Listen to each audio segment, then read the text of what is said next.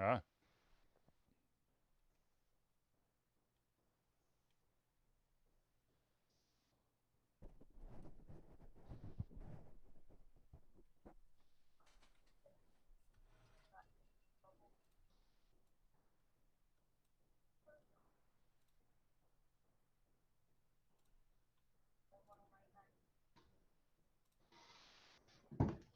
Oh no, I was very confused. I had a um recruiter call me today, but it's one of those where it's like, is it real or not? It's hard to tell sometimes. Truly a headhunter. They don't give a shit about you. You know. Did you give a shit about me, Charlie? I do, Zealius, but I'm not hiring right now. I mean, Alt Confusion pays in Bitcoin, right? No, we pay in uh Litecoin. Nice. Yeah. It's still, I love what you see like from like 2011 when somebody like pays for their pizza with a Bitcoin. Hey, it's starting to catch off again. It's about to take off again. I mean, why is that not What do you working? mean? The cryptocurrency is starting to be accepted in more places again. Well, no, it's so when you got me to go in, what was that, about 3 years ago Yep. for about $300, Yep. it dipped down to like $100. Yep. And I was like, whatever, I'm just gonna ride the wave. It's now back up to about $700.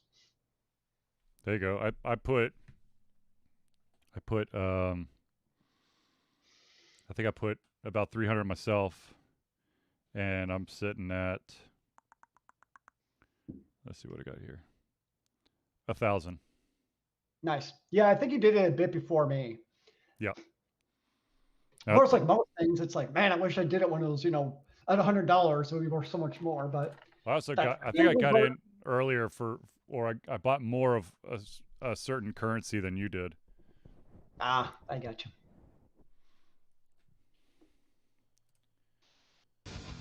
Ah, there you go. All right. Do we have our beverages? Well, I have a single beverage, good sir. Will that suffice for this evening, sir? Oh, it will do the ice of sufficing. And for all the viewers out there, do we have our uh, beverage of choice? I What ask if I now don't? because I don't want to have to slow down the show later. What if I don't have a choice and it is just given to me by the invisible hand? So what you're saying is that Rose is supplying you with drinks tonight. God, when that can be convenient. She may kill you. It may be cyanide. You But who know, knows? that's a chance I'm willing to take. I'm willing to bet that she also understands I'm the only one who can open the door for her For to actually now. get. Well, once she crossed the opposable thumb, we're all doomed. Well, of course. All right. All right, ladies and gentlemen. This is your, I don't know, 30-second warning, I think. What if I prefer you count in milliseconds? Oh, God. Numbers. Count down in Uh, milliseconds, one at a huh? time. What? Or count Milliseconds? times, subtract times 10 to the negative 10. No, what is it like? Then it would be like 3,000. Now Aren't it's you at 3,000 times 10 to the negative aren't you first. supposed to be on spring break or something? You should Why be not? spouting such nonsense. That's probably why it makes absolutely no sense because I am on spring break. No. I'm pretty sure I just said gibberish. No, I'm okay with Okay, kids. So we're about to start the show. If you're curious as to the topic this evening, we're gonna talk about stuff. No, I'm just kidding. We are going to uh, talk about the wonderful world of social media and its effects on everyone. that. There are no effects. It is all an illusion. They're so awesome. There's no bad effects, only good effects. Or it's all 100% evil and there's nothing good that can ever come of it. Yeah. Doesn't it work both ways? Yes. Yes. Is that a question? No. What is a question, sir? I don't know. All right, kids, let's do this, shall we? Oh, I need to fix that. Zealues? Yeah, I'm ready. All right, just make sure. So, without further ado, ladies and gentlemen, let us start the podcast.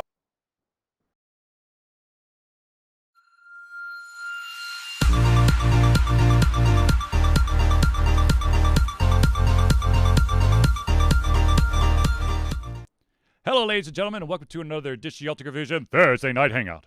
Thursday night here in Atlanta, or somewhere in a house in Atlanta. Or on your computer screen, or your TV, or your tablet, or some kind of multimedia device.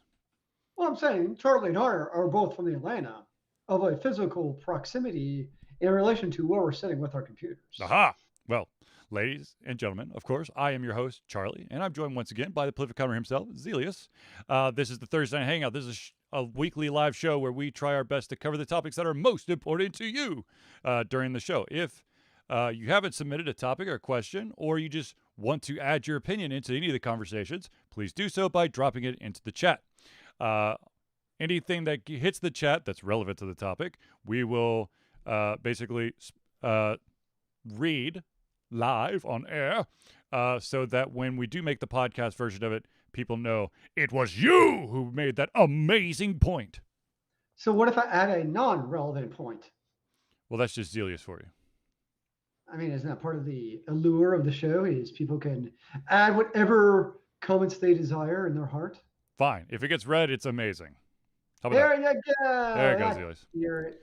All right, so ladies and gentlemen, we are going to enter the wonderful, easy to navigate world of social media and its influence on society. No, so here's the deal.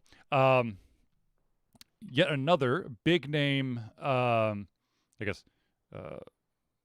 retired athlete got fired from his job because he decided to do an Instagram live video while in a strip club. Nice. That's the perfect place to do it. That's where I prefer. And then I post it to my school account also at the same time. Yes. So here's the deal. Here's kind of the question that I was asked, and I'm going to try my best to kind of paraphrase this for you, since it was kind of like a very, I don't want to make fun of the person, but it was a very long-winded question. So here's the deal. As you might have noticed, as we get more and more into this wonderful world that is social media, which is all around us, and people and employees and friends and family and enemies are all basically scouring the internet to find your weakest moment in your life, or the one moment that you messed up that they can basically rake you over the coals, or you've done something stupid and it will cause you to lose your job. So the question is, Mr. Zealues, first of all, how far back do you think is relevant to an individual that is now famous in the past? They rose to fame in the past year. Oh, so we're given the caveat that they're a famous person. Yes, they are famous. Oh, that's actually a good question. I'm not going to lie. I mean, we've seen cases like, who's the director of Guardians of the Galaxy? Tim Gunn. Thank you. Where he had posts from many years bygone, where he posted some very, well, probably consider stupid things. Yep. That he was basically kind of fired and then rehired for. And those I would definitely put in the category of the past. Also, in conjunction with how his co-workers talked about him. We're like, this is not the guy we know. Like, it was a situation where people say stupid things online, but the person we know, that is not representative. And I think, what your character is makes a difference. I mean, I know I'm not famous, but in what? Zealues is not famous? Stop the presses. Whoa. My school, I have to keep in mind, the reality is that I have to keep in mind what I post in social media. True. And, I'd say a lot of companies don't necessarily have a social media. You can't post this and you can't post that explicitly. There might be generic things, but you can read between the lines. It becomes pretty obvious of like, okay, there's certain things I probably should not post. With what you're alluding to, with what this story is originally about, I should probably not be at the strip joint posting that on my social media. It would probably be grounds for termination. That's kind of a no-brainer. Well, In the case that, for my job, in yeah. the case for this person, I think it's absolutely stupid. Honestly, that he Let was me trying to. just add this part. The gentleman did work for ESPN, which is owned by Walt Disney. Yeah. I think it's dumb. I mean, you have a company whose movies were basically filmed in slave labor camps where genocide is taking place in China, but apparently this is where they draw the line in strip clubs. Well, because you're ruining the public image. But Mm. here's the deal. So what's been happening a lot is that you have a lot of dirt getting uncovered from famous people or influencers, if you want to go that route. Because I know some people are like, well, is he famous? But he just influences a brand. Fine, influencer, whatever. Where information is coming out that has had, oh my God, your cat just flew across the room. Where it's had some sort of effect. Now with the director from Guardians of the Galaxy, was something that was, I think, like over a decade old that he had Yeah, it was done, old. and it wasn't something that he had repeated. Now, of course, for those out there who may have been paying attention, or maybe haven't, one of the beloved geek directors out there has gone under some serious fire for his attitude towards females on the sets, and that, of course, is the one and only Joss Whedon. I have a totally different opinion about that one, though. Oh, well, Zealues, speak your opinion. Well, it kind of goes two ways. So the thing with the ESPN guy, first off, there's nothing illegal about what he did, and it's basically ESPN saying sex work is bad. It's really what it comes down to. No. So okay. Let me step back here. First of all, it's on private property, therefore you can't broadcast it. Two, you're utilizing your verified account, which is attached to ESPN.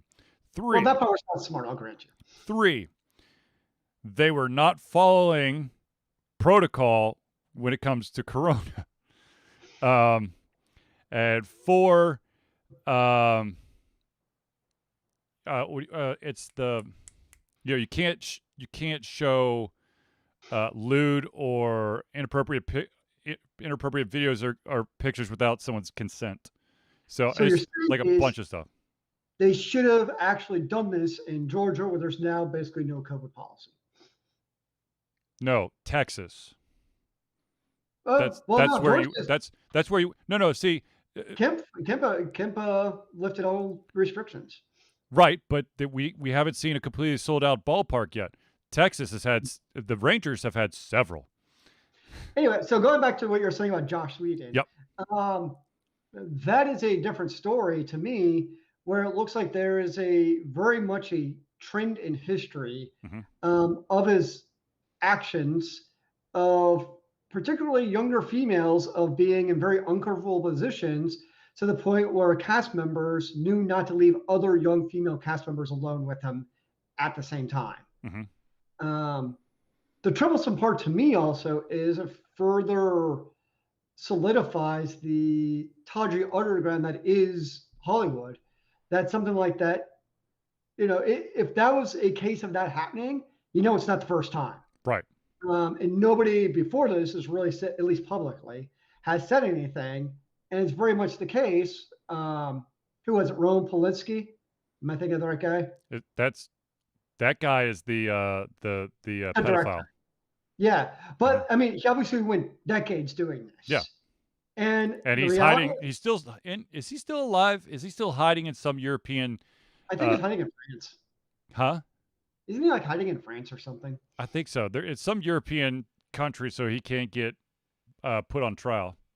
But I mean, there's people's careers who were ruined over trying to raise a voice against him. Especially if you're a female. Yes, absolutely. If you're a female, and so this is just a continued pattern of basically that environment. And the problem is you don't really have a whole lot of recourse. I mean, you have to be, basically in the good graces of the directors Mm-hmm. or the casting agent or whoever to get those jobs. If you piss them off, you can very easily be blackballed unless you have enough clout, which most people don't. Yeah. No, it all it takes is one big powered name to say you're too much of a handful or something bad about you, and then You're you're not a gone. team player. Oh God, that stupid line. Not Yeah. willing to take one for the team. That's Yeah, a okay. metaphor if I've heard one. Yeah. So okay, so one of the other reasons why this topic was brought up is that especially when it comes to internet personalities, individuals that stream like on YouTube or on Twitch or whatever streaming platform it's basically YouTube or Twitch, but Mixer, no, Blender, oh, Ustream, oh, Just a TV, damn it. What is it that still exists? No, there's still one that still exists. The blue guy. Periscope, No, there's still one that still is pretty, like for paid accounts. It's been uh, around forever. Vizio, no, what the hell is it called? Vimeo, no, Yes, Vimeo. Vimeo, Yeah, yeah, that's uh, still around. yeah, yeah. Um, I was I was gonna say fans only. Oh gosh. But anyways, no. So here's the deal.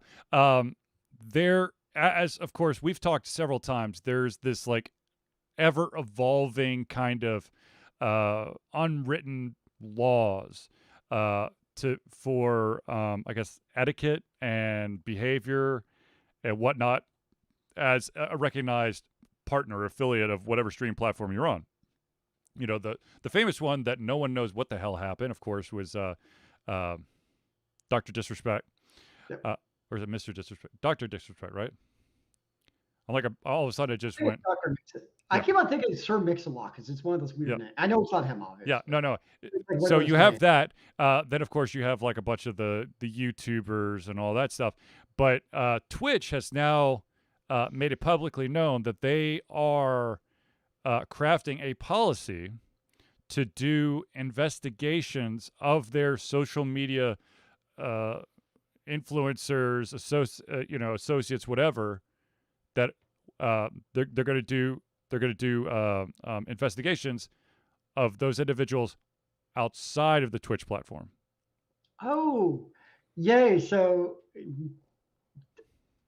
you're basically working for Twitch then, so that they can ban you for what you do outside of Twitch because you're contractually obliged. Well, I think it once again, and this is the thing that that I will admit that I sometimes have a hard time comprehending, but at the same time, I understand money is money, and Twitch is doing a CYA, which of course is cover your ass move, and basically they've had constant battles and issues with advertisers because their ad goes on to a channel that's going to make money because they've got a big enough following, but it doesn't really reflect the brand or the ideas of that item or that ad. So, we had a bunch of we've seen the mountain of DMCA takedowns, and then of course you also have YouTube's wonderful demonetization without any reason, or with really shaky reasons happen. But it seems like investigating people outside of what they do on Twitch is asking for more random unknown bans, basically. Right. Well, yeah, absolutely. I think that if you are like, I can understand if you're an employee of Ultra Confusion, and I want to make sure that anything that is that you're doing reflects well on Ultra Confusion. I can understand that, but the thing is, you're right. Does Twitch truly? Are they working for Twitch? Well, you get down to like it's the whole Uber lawsuit where in California, where it's are you an independent contractor? Because that's what every company loves to use now if they can. Is you're an independent contractor versus an employee. And they try to get the benefit of both worlds, where we're both using your services as an employee, um, but then on the other hand, we can basically treat you however we want. Right. They're trying to basically get the best of every single world as an employer by treating everybody as a contract employee instead of basically actual vested employee. It sounds like Twitch is really going down that path of basically almost like the Uber route, where they're treating, I'm using employees, the term employees extremely loosely Right. here, Right. but they're treating their employees basically like an independent contractor who, technically, yes, I get it. Twitch can ban anybody for any reason they want. And never tell you. But I really, to me, I don't like the idea of that at all. Where, I get, I work for a Christian private school. They have certain values. I get that. I signed up for it. Right. Way to go. You work for, people work for universities and publicly held companies. You have a certain image you have to uphold. Like, that makes sense. But it's a little bit different to me when you're doing streaming on a Twitch service that they would now investigate, what you do outside of Twitch. That seems really sketchy to me. I'm not a fan of that.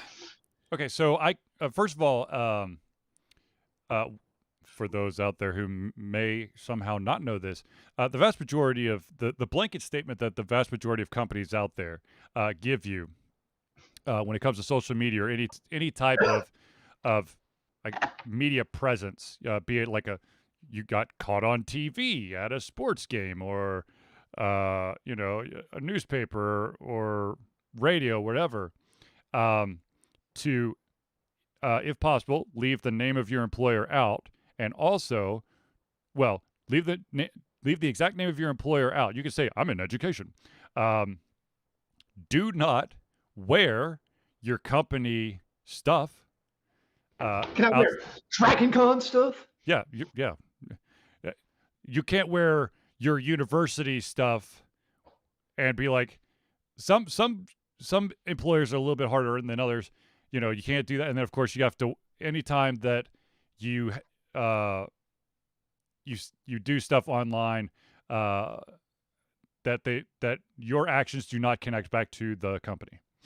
Yeah, and I mean, I think both you and I have been pretty careful on the show of we allude to what we do. Yeah. We're not explicitly being like, yes, I'm talking, on behalf of my educational institute, because that would be kind of dumb. St. Mary's School for the Blind, people. I like my blind video game players, though. No, but here's the thing. At the end of the day, first of all, I don't think that Twitch, it would be damn near impossible for Twitch to actually go after every single person. I'm pretty sure there has to be a threshold for them to actually go after each person. Maybe they get enough complaints, or is it now a new step when as soon as you make that affiliate or associate level that they do a background check on you? What are they gonna? Is it like when you go join the military and you have like the background check and you go ask your friends and points of contact references. You have to admit if you've ever committed a felony or served time or had a different name. I mean, if you think about I know I'm stereotyping with this statement, but the streaming community by large is probably going to have they can have a very interesting lifestyle and make interesting life choices outside of streaming. It's just a very different group of personalities than who works with us in corporate America type of places or education. Right. It's just a different personalities. And so I think you're going to also see, certain type of behaviors that might not work at a school or publicly held company. Those work for streaming. Mm-hmm. That's fine. They should be able to do that because, people also tune in for the crazy stuff. Right. I just don't get it. I mean, I get it. It's money, advertisers. I understand why. I just still hate the idea of it. Mm. So you're absolutely right. There are definitely there are individuals out there whose basically their persona, their online persona. It's a totally different person than they are in real life. And so, you've got that separation. Now, an interesting thing is happening there. It really depends on, I guess, like what part of the streaming community you are. But apparently, there is this movement towards doing like what do you call it? Face rig stream avatars, What? where you don't see the actual face. It's like an anime version, or it's like that lawyer who accidentally got the cat face stuck on Zoom Oh, call, where individuals are now they're creating these personas and providing like a digital like video that of course syncs to your mouth, so you don't actually ever know what the person looks like. nice. Which it's just another step of making it a little bit. First of all, it helps with stalkers, and of course Yeah. you have those individuals out there who are the epitome of trolls who are just trying to tear everyone down by the way that your hair is, the color of your skin, your sexual orientation. But now I can make fun of my emoji face. Huh? Now I can make fun of my new emoji face. Exactly. But so I can understand that, and it actually makes a lot of sense that you're seeing more and more of this. Maybe this movement's starting to catch a little steam, and like I said, in certain areas, it's not like everybody and their mother is jumping on board for. I think they just call it face rig. I think that's like the main one. Yeah, but what's so going back to the fact that Twitch is going to start doing this, or potentially start doing this, and it's basically acting like you're an employee, but like a freelance employee. At the same, like I can understand, but at the same time, I think it is an invasion of privacy. But they are giving you a check, so I don't know. I don't know. I really don't know. But what's really interesting. Okay, so let me take this topic and maybe twist it a little bit. Let's say that you're a huge fan of this influencer, this famous person, and then you found out about maybe the not so cool stuff they've done. Do you boycott it? Do you kind of just like you pull? I'm just going to. This is a stereotype. I'm not pointing at anyone. Are you going to pull the Cleveland Cavaliers, LeBron James, I feel betrayed, I burn all your shit in my backyard type move?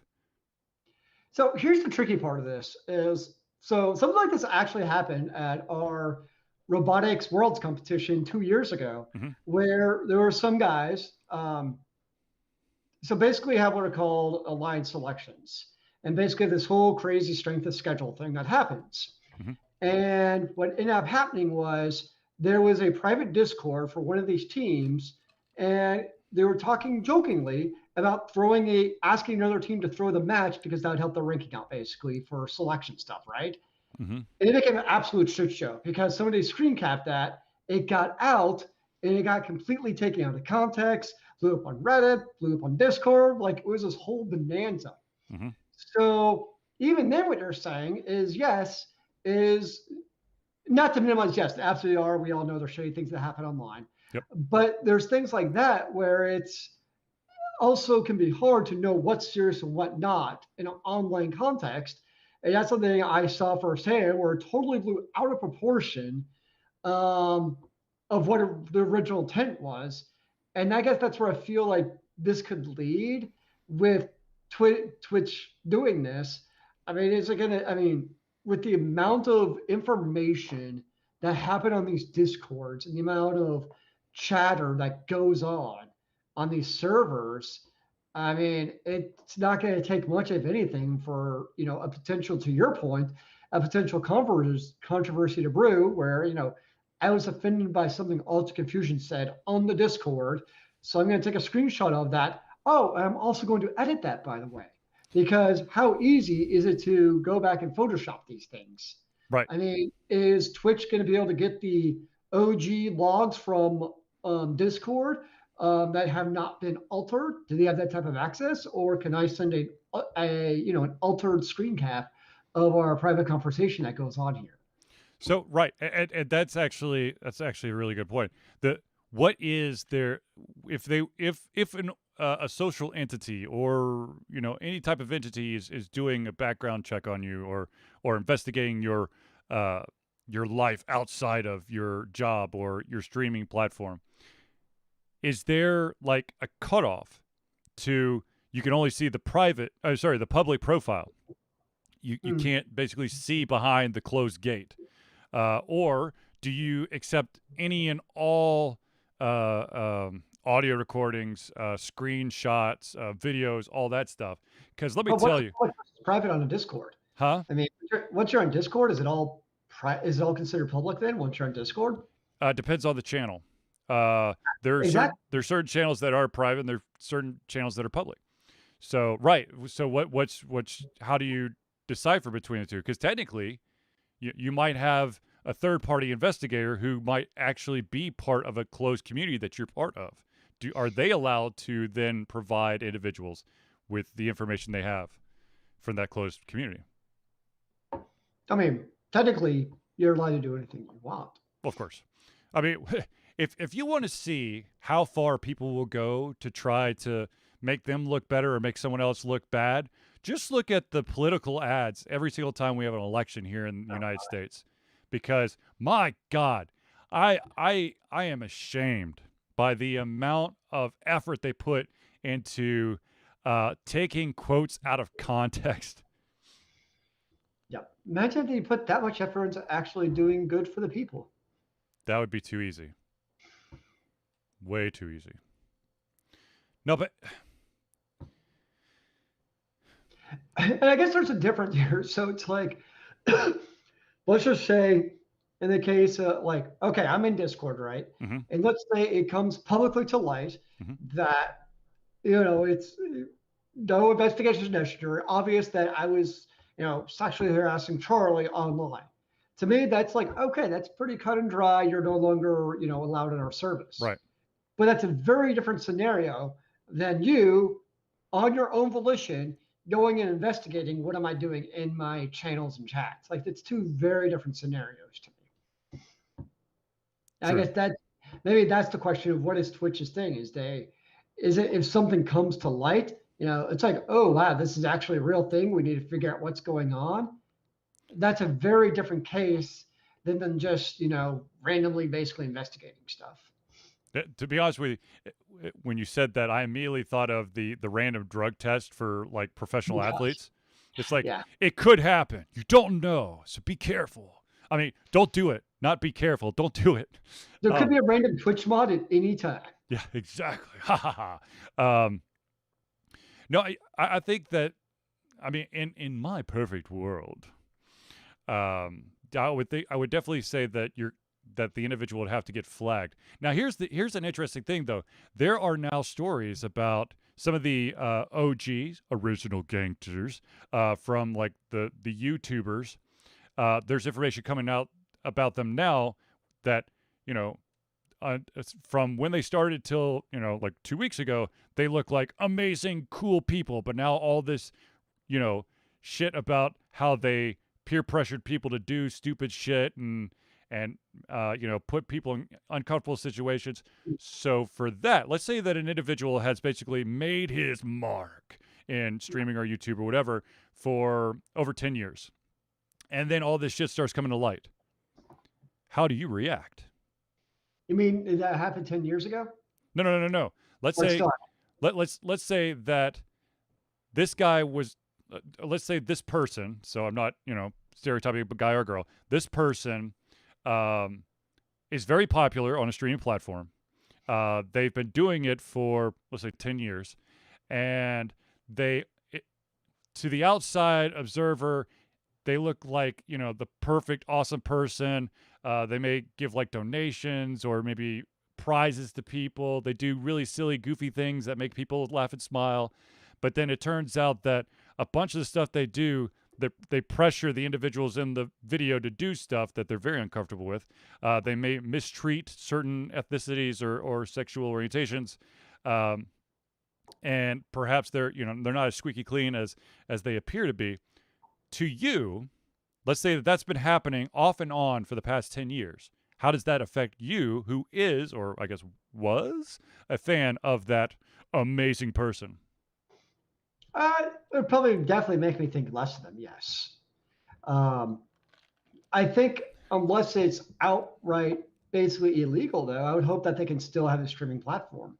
I mean, I guess I kind of go to the extreme in the First Amendment part there, where people should be basically allowed to say publicly what they want, short of obviously being illegal, and have a forum to place it. Now, of course, if Twitch bans me for it, that's also their right to do that, which is one of the issues that there's not a lot of alternatives to Twitch in this entire conversation, right? Yep. And if I get banned from Twitch, it's like, where do I go? Like, that was the whole, with everybody being like, oh no, Twitter's banning everyone. Legitimately, there's not a lot of alternatives to Twitter. I mean, you can go to, I guess, Instagram, which is owned by Facebook. That ain't a whole hell of a lot better. So you also have these type of situations where it's, there's not a lot of necessarily ecosystem space to go to if you are banned from these platforms, and you basically do have these gatekeepers to basically permit that access. It's like a new form of basically First Amendment rights, really. I mean, I know it's not obviously First Amendment because it's not the government. Right. Don't get me wrong. But you basically do have that new gatekeeper of what is allowable free speech for other people to hear. True. Which is, yeah. See, here's the thing that I don't. So I don't want to misquote I don't want to say the names because I know who these people are. They're YouTubers, but I don't want to like accidentally say their name wrong or something. So I'm going to leave the names out. Mm-hmm. But apparently, some of like who like everyone thought was this amazing, fun-loving person has actually been like an absolute douchebag and tried to do things that people or force people to do things they're really, really uncomfortable with for the laughs, and saying, oh, we'll never do it again. And then, of course, doing it again like a year and a half down the line. I mean, is that surprising? I mean, people can be douchebags. Right. But the fact of the matter is, like, I guess in a way, it's just like, what do you do retroactively? Because this guy has been around. He's been making millions of dollars on YouTube or Twitch or whatever. Why should anything be done retroactively to him? Huh? People willingly come to his channel and pay money for whatever reason. True. Why should anything be done to him? True. That's true. I mean, I guess that's the way. I mean, obviously Google can ban him, and that's their right. But at the same time, I mean, if anything, I'd say, okay, demonetize him. They'll just go to a different platform. Mixer. No, there's Parlor.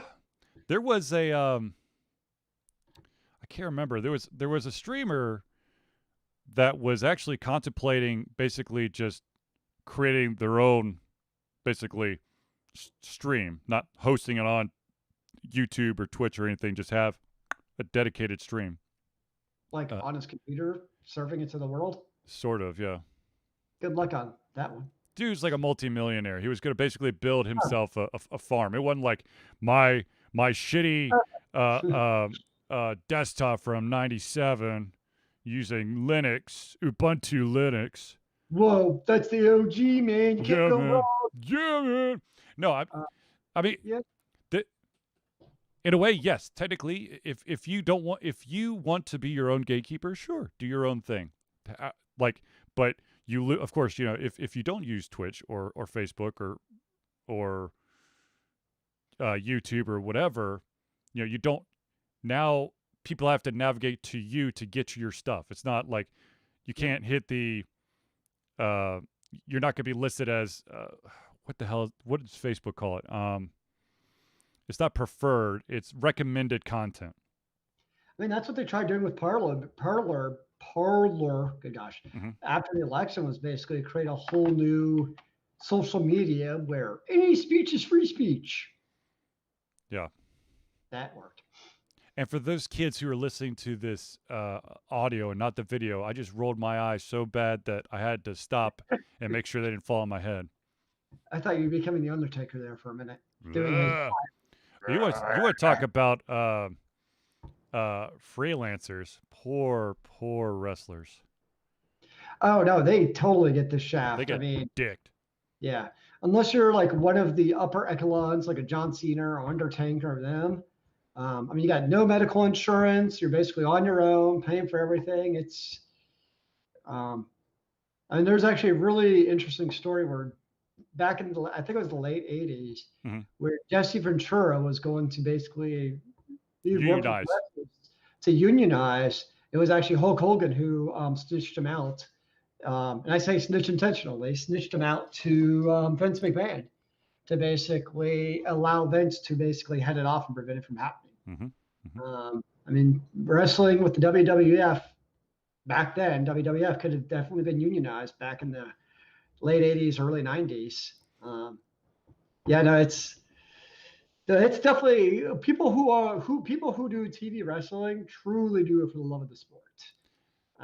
If anyone's out there, if anyone's out there who's really interested to find a little bit about like how shitty a situation this is, you need to go find. I know it's gonna sound really weird, but you need to find the host of Last Week Tonight, John Oliver, the Englishman. He actually has an entire segment about pro wrestling because he's actually a huge fan, and it's basically the dark side of how shitty it is for. Is that what it's called? Beyond the Mat? No, is this that your is thing?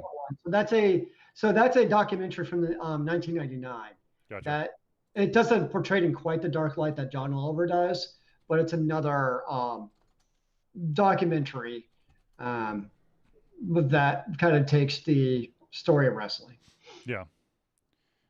Let's see here. I'm trying to see if I can find. I'll have to find the exact one, but basically, apparently Vince did not like John Oliver's bit on wrestling. Weird, huh? Yeah, that's not surprising. Yeah. No, well, Vince is also a very notorious egomaniacal maniac. Yep. Literally, like just it's literally his way or the highway. Or it creates a weird paradigm because you have to reach for the brass ring in order to make it. And he literally people who, reach for that brass ring and let me know how it is, but then he fires people if they basically tell him off. So it's like, what the hell are you supposed to do? Zealues, I have to stop everything for a second because I feel like I missed out on an opportunity here. Zealues got to show off his sweet-looking Dragon Con shirt, and I haven't been able to show my awesome shirt off. So I'm just going to show it off real quick. For those who are watching, you get to see it. If it's audio, then I'll just tell you about it. But let's see if I can't get this on camera here. I'm going to move my mic here. If you're on audio only. Or it means you just have to actually watch and tune us weekly. Oh, dear. Yeah. Is that your inner dreams, who you are when you go to bed? Yeah, bodybuilding Elmo, baby. There you go. Tickle me Elmo. No. Yeah. I feel like you got some Freudism going in there, sir. No. No. Oh, so I don't know. Do we bring up last week? Did we bring up the death of Mario? People are still going like batshit nuts over the fact that remember we talked about there was a year-long exclusive limited time a limited edition thing where it was for like the 35th year of Mario. They were doing like a special Switch game kind of bundle, and it ended at the end of March. And so for some reason everyone's going, it's the death of Mario. Like, no, they just removed it. Do you understand like commerce at all? Have you ever been into a store? They don't have the game that came out in 98 still on the fucking shelf, especially if it's a limited time edition. but it's digital. That still doesn't matter because it's a limited edition. So one very important note on the wrestling thing is there Yes. is a new wrestling um, company, AEW, All Elite Wrestling, Yeah. where the wrestlers do actually have health insurance from the ownership. In in the chunk of AEW actually have Atlanta? I don't think so, actually. I, It's I owned want to say by maybe like one of the owners is. the major owner. It's Tony Khan, I think is the name, the same owner of the Carolina Panthers. And apparently, like the wrestlers absolutely love him. Uh, Tony's son is here in Atlanta. Yeah. Oh, huh. But yeah, it's basically for disgruntled WWE wrestlers. Hey, ain't Uh, nothing wrong with that. Ain't nothing wrong with that. well, the notorious thing for wrestling is basically Vince McMahon hates. It's ironic because he wants people to make a name for themselves, but he hates people who made a name for themselves without his help. So like it was actually contentious with him and um, The Rock because The Rock is bigger than the WWE. Same Mm-hmm. thing with Batista. Um, so there's been And Cena's situations. right on the line. Yep. I But mean, so these wrestlers where it's like they don't need WWE anymore. yeah. Um, and they can go off and do John Cena now. Although John Cena is a WWE loyalist, that'll never change. But Um, he's done, in my mind, he's done enough to that I could see him as the actor. But actually, you know what? Even that, I see him as just one hell of an awesome guy because the amount of Make a Wish things he's done, that is it's true. it's jaw dropping amazing. Like this man is da bomb. But He's a machine of making wishes. yeah, he's like, yeah, okay, let's do it. He's there's no problem, you know. He's like there are people who are less fortunate out there than that I can help by, you know, doing my thing. Then let's do it. There was a movie because I have children. I watched a movie that he starred in called Playing with Fire, Hmm. where he was a it's not really a firefighter. It's like a forestry. Uh, in the title it says a crew of rugged firefighters meet their match when attempting to rescue three rambunctious kids. And you know, it's a cute kid movie with lots of slapstick humor and stuff, but it was really good. Um, you know, so like I said, The Rock absolutely, Batista absolutely, Cena right on the line. Edge is always going to be that like part guy, the you know the that part bit. He gets in there. You, I mean, some people will know him as Edge, but most of them would be like, I don't know, it's some dude with long blonde hair. What's the name of the movie? For John Cena, Playing with Fire. I don't know that one. It's funny. It's cute. Hmm. It's got a couple of other awesome guys attached to it. It's got Keegan Michael Key and then John. I can never pronounce his name. John Leguizamo, which Yeah, of I never. course, ladies and gentlemen, if you're curious as to what that gentleman might be famous for, he is well not famous but notorious for being Luigi in the Super Mario Brothers movie. I had forgot about that part of history, very intentionally. Fine, he was the what was it like the satanic clown in Spawn. Okay, I'll take that. He Spawn. was the voice of Sid on all of the Ice Ages. You know, I don't think I've seen any of the Ice Ages. You know what's amazing is I'm pulling this shit out of my ass without having to look at anything because I watch a lot of kids shows. Oh, speaking of which, I wonder why. so last week I brought up this show that I was like, it's amazing, but it's for kids. But I was like, I actually got really into it, and they got really pissed because after the first season was over, the second was just absolute garbage, trash junk. So I was like, all right, I'm going to do some research.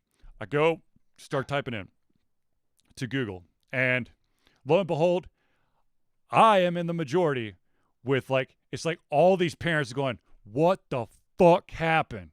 Like, they're like, it's a cute little show. It's like, was it Robot Trans? Woo, it's cool. Like, fun little theme song, all that stuff. And then every single parent that I found like comments online about were like, I got hooked. I don't know why. I don't know how, but the complexity of the story and the depth of these characters, I was like, holy shit. And then the second season comes around and it's basically Paw Patrol, but with trains. And there was certain people that are trying to like rationalize it, like, well, during that one episode, there's like a parallel universe. And what this is season 2 is a parallel universe. Like, no, that's just horse poop. I'm very confused. So anyways, ladies and gentlemen, if you ever get the chance, horse poop with kids. Okay. I am not saying that this brand new generation of children that are or individuals that are growing up these days have okay, I'm going to just say it. Some of many of the TV shows that are out there right now are absolute garbage. Get off my lawn. That's how you do it. Yeah. Tell them how it is. No, seriously though, if you have like, I don't know, I think it's like 10 episodes.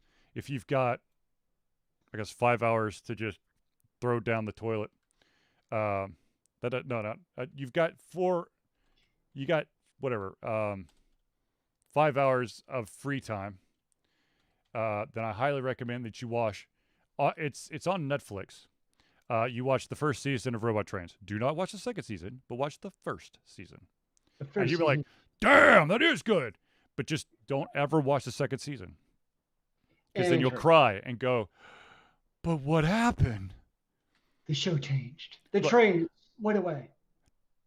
No, the trains stayed, but when my 5-year-old is picking apart the second, like basically from the opening credits of the second season all the way through that episode about what's wrong and what the hell is going on, you know that they done something wrong.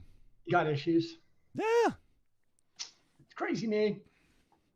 All right, so I've been asked this question a lot, and I'm going to have to ask Zealues as well. Yes. King Kong or Godzilla? I don't have an opinion either way. I don't think I've watched like any of the movies. Because I know it's been like a thing now with Godzilla versus Megalodon and big explosions. That'd be Mega Godzilla or Mothra or what's some of the other ones? Well, okay, so what's your take on these like verse movies, right? Like when they So I don't really have an opinion, honestly. Like I think in order to actually convey a thoughtful opinion, I would have to at least watch one to at least give an opinion as far as yay or nay. Okay, well let's go outside of the Godzilla realm, but let's just say verse movies in general, where they're basically taking two different franchises from the same kind of genre and they slam it together. Alien vs. Predator, or was it Freddy vs. Jason or Jason vs. Freddy? I saw one of those and I remember it was actually entertaining. It ended up like in space. That's Jason X. Okay. Or no, that's Jason. Whatever. I don't know. It's obviously it's cash grab. Oh, absolutely. Get audiences from two different franchises to come together. I'm gonna sue. I don't know. I don't know, man. I'm not being very helpful on this topic. Well, no, I think it's interesting that they would make. It is an absolute money grab. Let me just repeat that like a bajillion times. I do find it interesting that there are companies out there that are willing to, pit two franchises against each other. But you have to understand, in my mind, maybe not in everyone's mind, but there cannot be a true victor.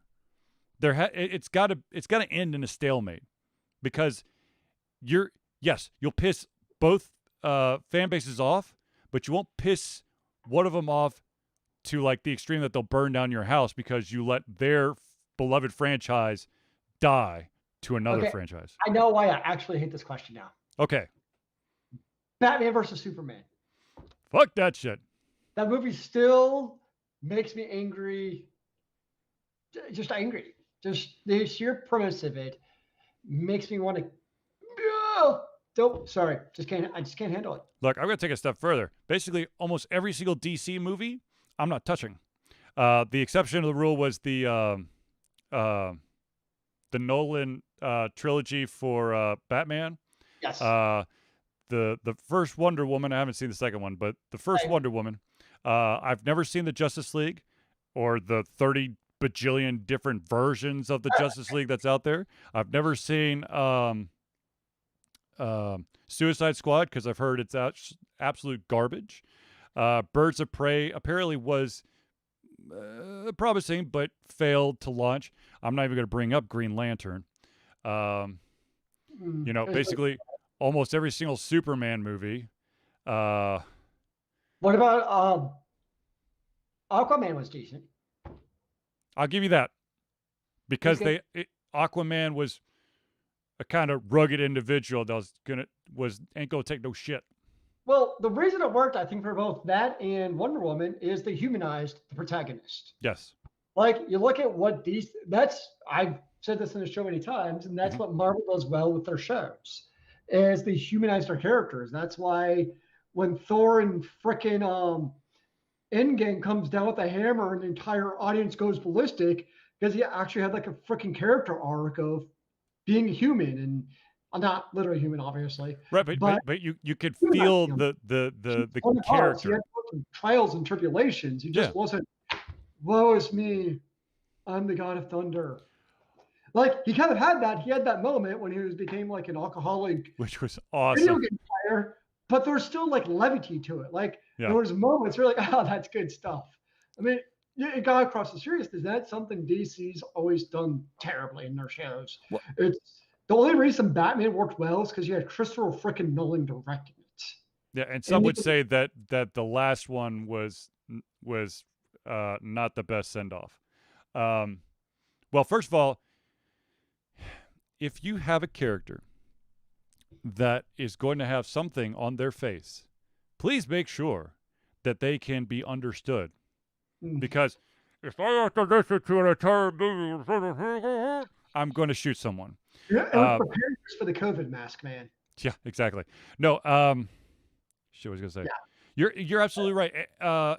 The way that the Marvel movies and I'll say there's a lot of video games out there, there's a lot of movie franchises out there as well.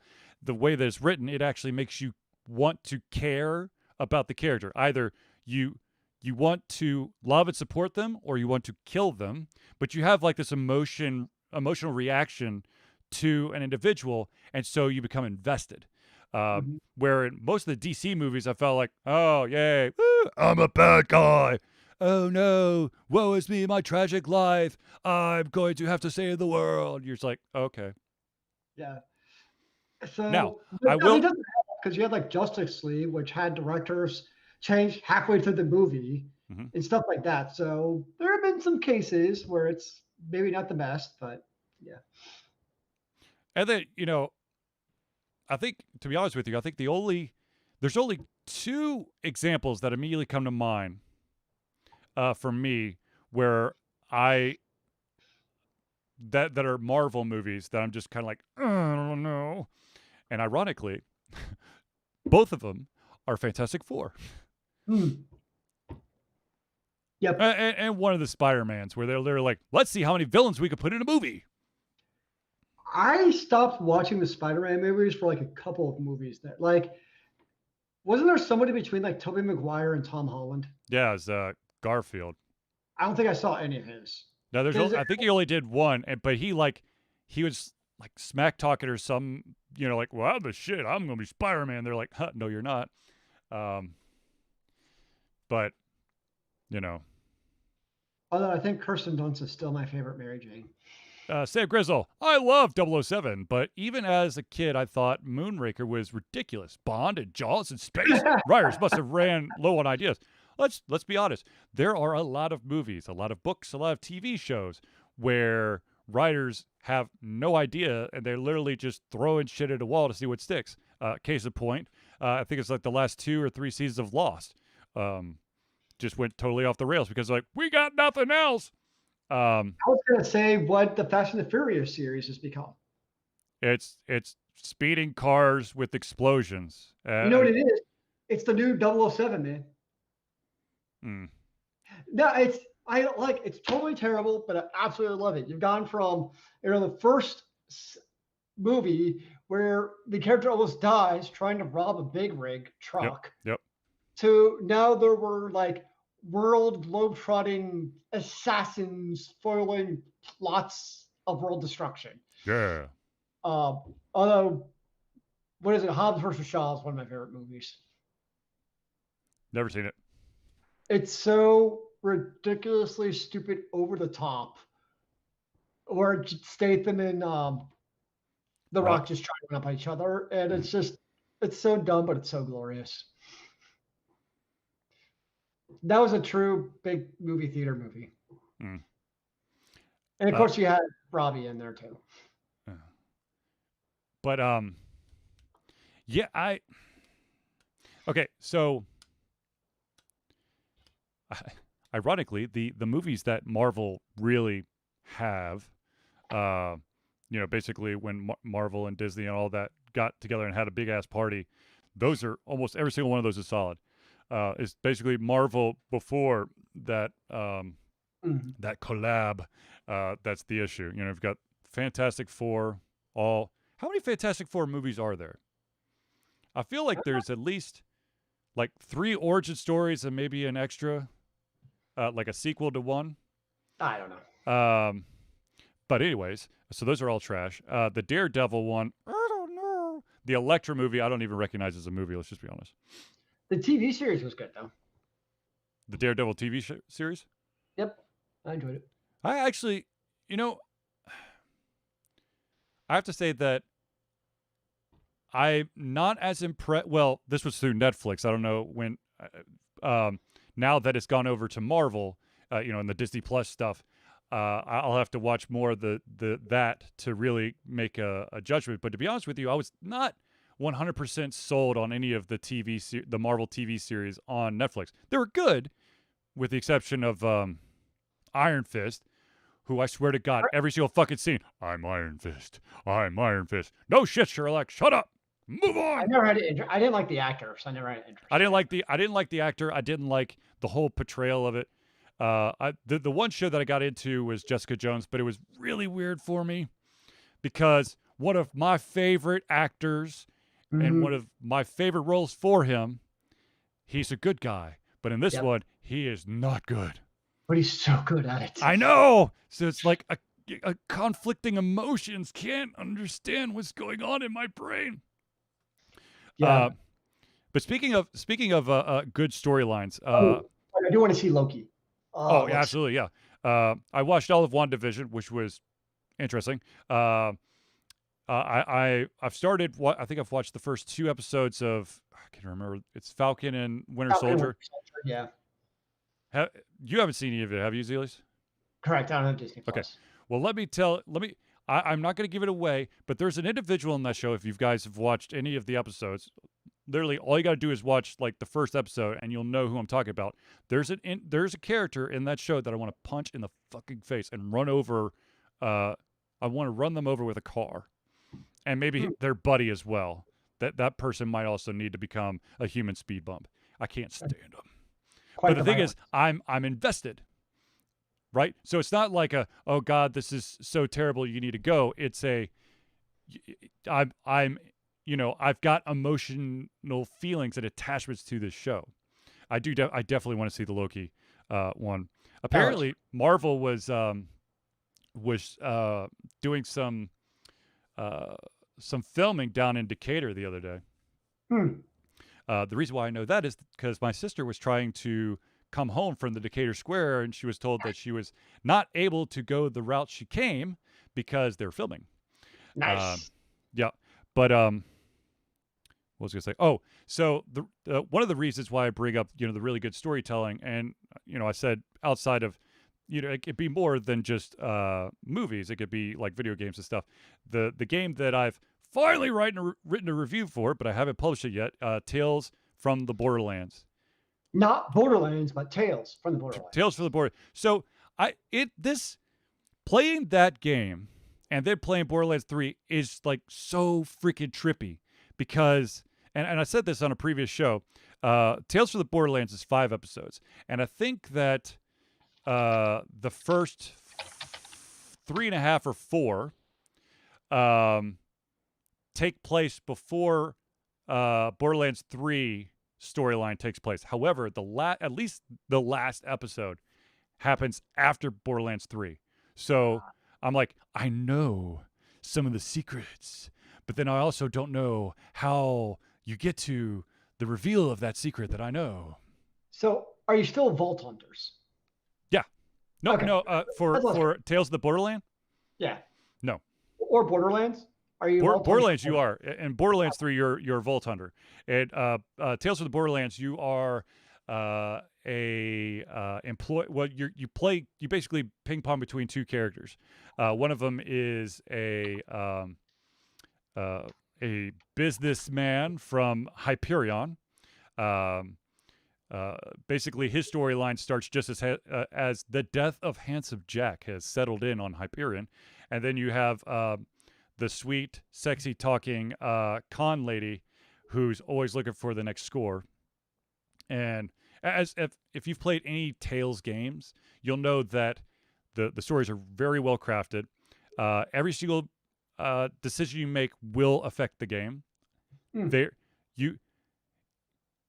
If a game can make me stop and truly think about what the ramifications of this choice or that choice is going to be, that's something.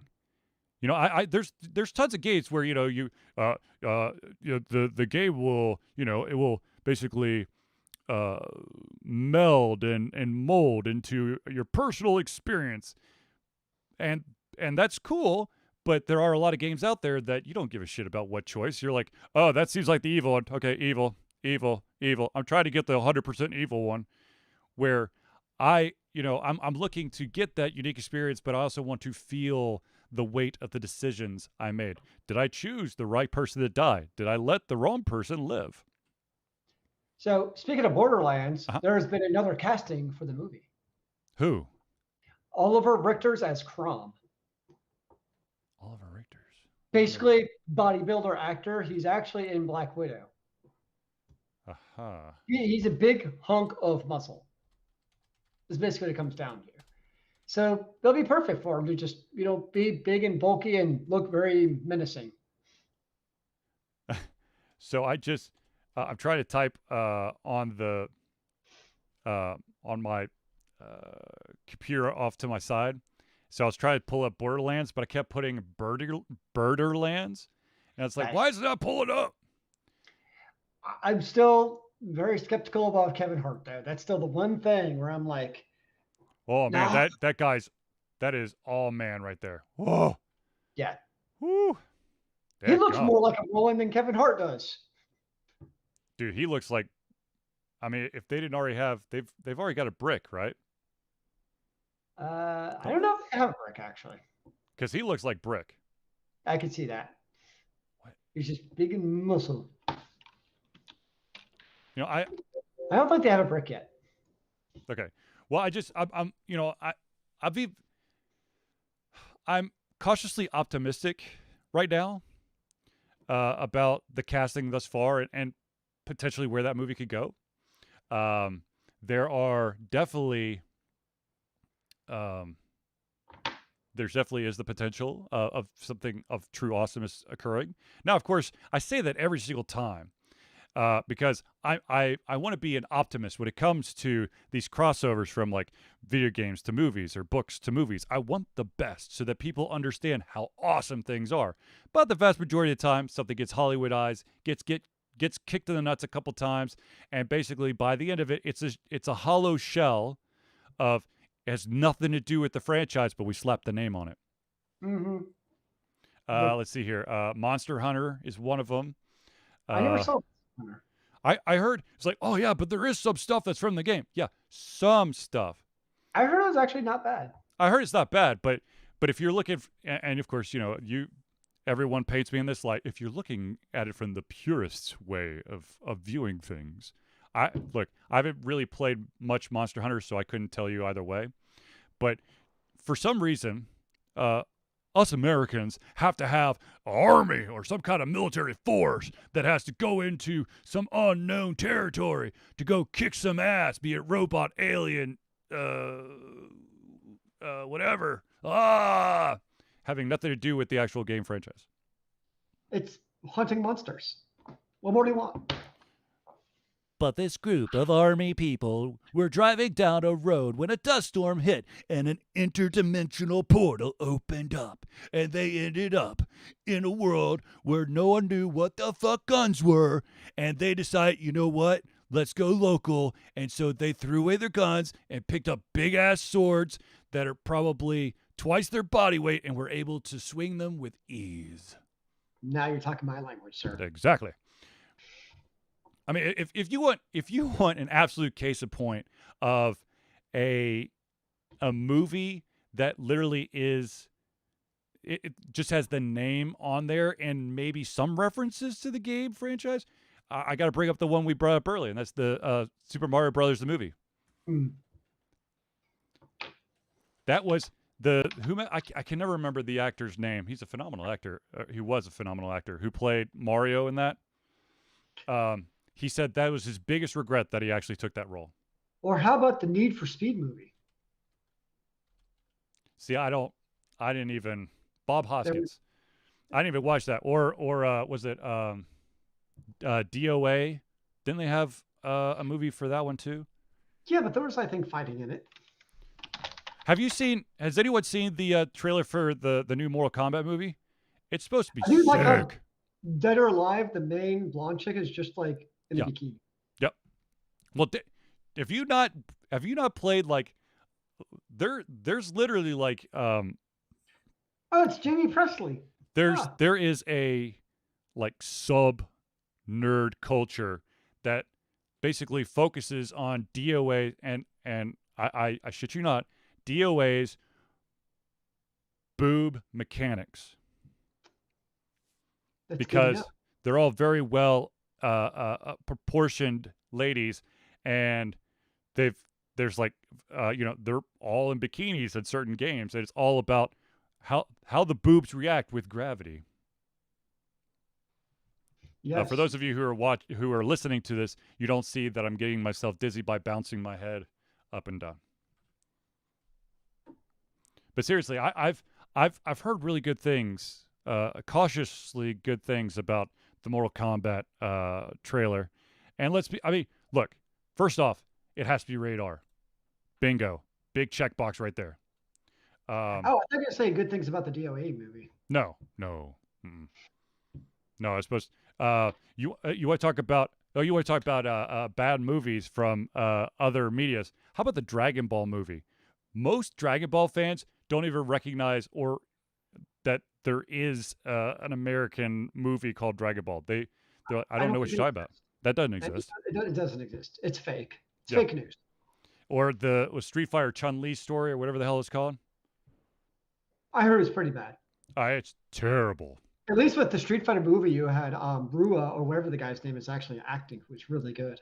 Yeah, but it's kind of like bittersweet because, sorry, spoiler alert, but at one point, the main bad guy, who's played by Raul Jules or Jules Raul, whatever, he has basically this implant that starts his heart back so he can continue to live. However, that gentleman actually died, I think, of a heart attack while filming Street Fighter. Yeah, it was like one last thing, like for his kids, basically. Mm-hmm. Sad day. No, but seriously, there are so many terrible attempts. Here's just maybe I'm just crazy, but if you keep to the source material, I think you go a long way. I could be wrong, but I think if you actually kept close to the source material, you might actually have a good movie on your hands. Also, do not be afraid of putting that R rating. But then you scare away a potential part of your audience, sir. Whatever. And we can't have that. We must open it to all people. look, let's be honest. We are now full because of this wonderful pandemic. We are fully into streaming mode on new and recent releases. So you don't look. I'm just being honest. You're not going to get carded at the theater for wanting to watch the Mortal Kombat movie. And there's probably a ton of people who watch the Mortal Kombat movie but are like, oh, it's rated R. I don't know. Look, I think one of the biggest issues is you have those individuals who grew up with Mortal Kombat. They take their kids who may not be 17 years old. And they're like, dude, it's going to be awesome. So they get the evil eye look. No, this movie was bad was World of Warcraft. Didn't they just call it Warcraft, though? They didn't call it World of Warcraft. Yeah, it was called just Warcraft, but it's still pretty not good. To be honest with you, from my understanding, and I've not seen the movie, but I heard that they kept somewhat of the world. They actually did, I think, try to at least somewhat faithfully keep to the lore and the different like races and that kind of stuff. But I heard that it was just like bumbled. Yeah, and really not interesting. Yeah, it just wasn't that good. Hey, let's be honest. Not all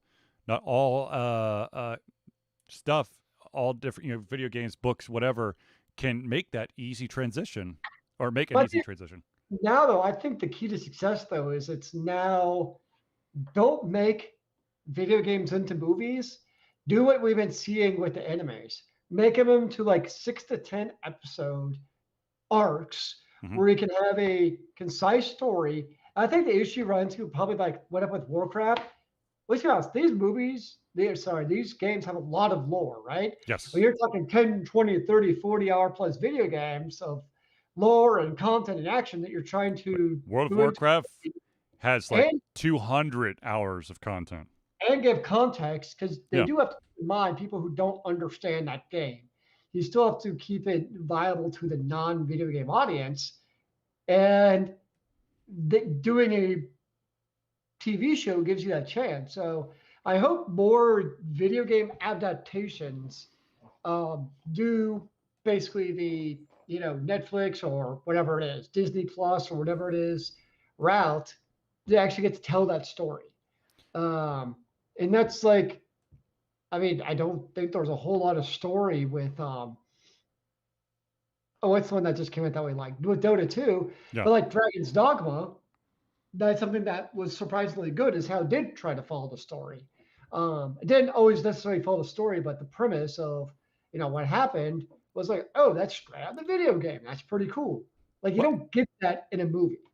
Right. No, and I think because we talked about this last week, but the interesting thing about these Netflix shows, at least from my point of view, is that they're entering an established franchise, universe, lore, canon, all that stuff, but not necessarily going after the main character, that main storyline. They're giving you a story, a very strong story that fits within this thing. It's not, it's not like we're in the world of Azeroth, and all of a sudden space Martians come in, and Godzilla. Like no, like. Well, look at The Witcher. I mean, how successful that is. Yep. So I'm actually surprised Blizzard hasn't tried to do more with like a television series, to be honest. With Warcraft. Or Diablo. I mean, imagine Diablo on the screen. I to be honest with you, I have a very hard time of seeing Diablo as really anything but the video game. I just, first of all, I would not want to see Diablo the movie. They can make it out of Diablo. I would not want to see a Diablo movie. Maybe a TV series, but hell no on a movie. To be honest with you, as soon as I think Diablo a movie, I just think of like a darker version of For the Name of the King, the Jason Statham movie. Okay, that's a fair point. Well, you don't have Uwe Boll directing, so that's like gonna give it. Has he finally retired? Or is he still making movies? I don't know. Let me look it up. Now I'm curious. Oh, it looks like he took a hiatus from 2016 to 2020. Oh. He's a producer. Let's see if he's a director. Yeah, he hasn't directed anything since 2016. I love that when I pull up Ubol's Instagram thing, one of the highlighted lists is worst directors of all time. Oh, it's kind of mean. I do want to do a couple of shout outs. We're basically at the end of the show, so I just want to do a quick rundown here for all y'all out there, especially for the friends of the show, and it's going to be really, really quick. Ladies and gentlemen, I want to recognize Indie Cluster. Indie Cluster is run by Ron Jones. He's an amazing individual. This is, let me actually get the blurb up here so I don't completely screw this up, or maybe there it is. The Indie Cluster is an organization of independent game developers that want to gain exposure by being involved in the community. They collectively journey to popular conferences as a traveling booth to help gain attention for their games. They make partnerships in local communities to bring games to the mainstream mindset. They highlight local, unusual, and rare concepts to challenge the paradigm of the common.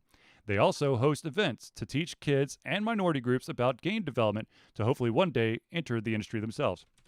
Seriously, this is a strong-ass organization. I cannot... Ron and this entire organization, their head's in the right place, their heart's in the right place, and the more spotlight that we could get on independent developers, the better. I'm going to do one more shout out here, and then we'll do some quick stuff about Alter Confusion, and then we'll probably have to sign off. But I do want to give a shout out about Hero Chiropractic. Hero Chiropractic is a unique healthcare practice set up by Ryan Moore. The company's focus to elevate a patient's experience of freedom, creative expression, and joy. They believe that everyone can be a hero and has incredible heroic potential inside themselves waiting to be unleashed. Hero Chiropractic focuses on mobile chiropractic care in the greater Atlanta area.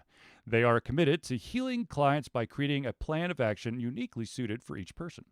They make that plan of action as convenient and affordable as possible, and most importantly, suited to your individual needs. If you need more information, go to herochiropractic.com.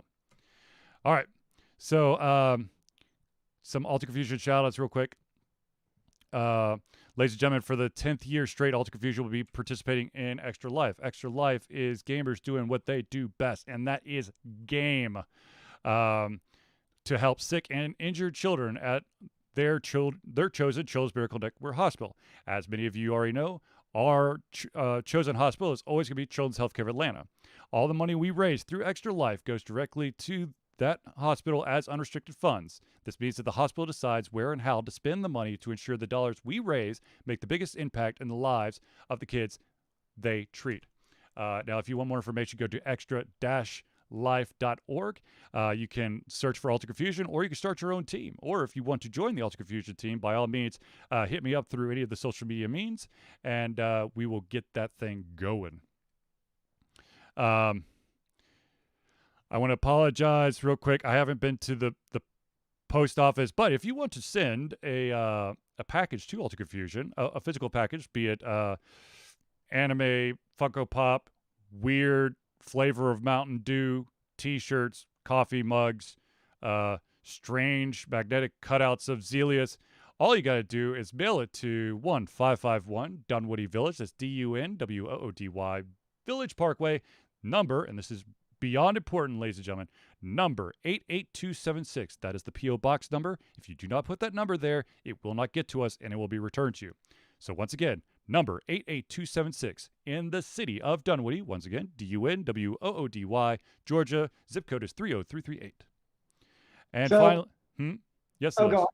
I say, before I sign off, I have to tell you something. Okay. I went down the rabbit hole of Uwe Boll, and you're just talking about, like, basically a person enters a portal to go back in time. Well, guess what the plot of In the Name of the King, the last mission is? A modern-day assassin wanting out is hired for one final job, to kidnap the kids of a local businessman. Things go haywire. It turns out he is chosen to return to the Middle Ages and bring back order to a kingdom in chaos. Yeah. Like, Charlie must have read about this movie before the show started. Nope, had no idea about the movie, but that's literally That's like Hollywoodizing any type of franchise that they probably don't know about, but is popular with the kids. One more quick thing, and then we'll sign off. So, ladies and gentlemen, Ultra Confusion has a Patreon. Patreon allows survives on the love and support of fans like you. And so we have a Patreon. Patreon lets you, fan supporters, become active participants in the work we love through a monthly membership. This gives you access to exclusive content, community, and insight into our creative process. In exchange, we gain a bit more freedom to do our best work and stability we need to build an even stronger career. We currently still have the two different levels. One is a $1 a month level, which equals $12 a year, or the $5 a month, which equals $60 a year. For the $5 a month or $60 a year, you get to be added to the Friends of the Show. If you do the lower one, you get basically access to all the patron backers only communications that come out. And also, both levels will get early access on any of the playthroughs that are being posted. All right, so, ladies and gentlemen, we have unfortunately reached the end of the show, but I do want to reiterate the fact that if you, between now and the next show, if you have any topics or comments or subjects, or you just want to chit-chat us up, hit us up through any of our social media means. We're on Facebook, we're on Twitch, we're on Twitter, Instagram, YouTube, Discord, and some other ones. Huh? MySpace. FriendFace, all those places. But anyways, just hit us up through any of it, or you just go to our website, www.ultraconfusion.com. All the information is there as well. We would love to start a conversation with you. Pigeon Telegram. We thought about it, but unfortunately, there's these punk rockers in London that shot all the pigeons down. So it doesn't work anymore. Actually, there's a story about some like punk rock band who apparently while doing drugs decided to be funny to shoot these pigeons that were flying by. And it turned out to be racing pigeons. And each one of them was worth like $5,000. Ooh. So, yeah. Can we do a show in Morse code? No, but we could do one in binary. Ooh. All right. So anyways, ladies and gentlemen, I do want to thank everyone for tuning in to the Ultra Confusion Thursday Night Hangout. For myself, Charlie and Zealues, it's been a pleasure giving you everything from our heads, our mouths, and of course, our hearts. We'll be back next Thursday for another Ultra Confusion Thursday Night Hangout. Remember, kids, keep on gaming in the free world. Amen to that, brother.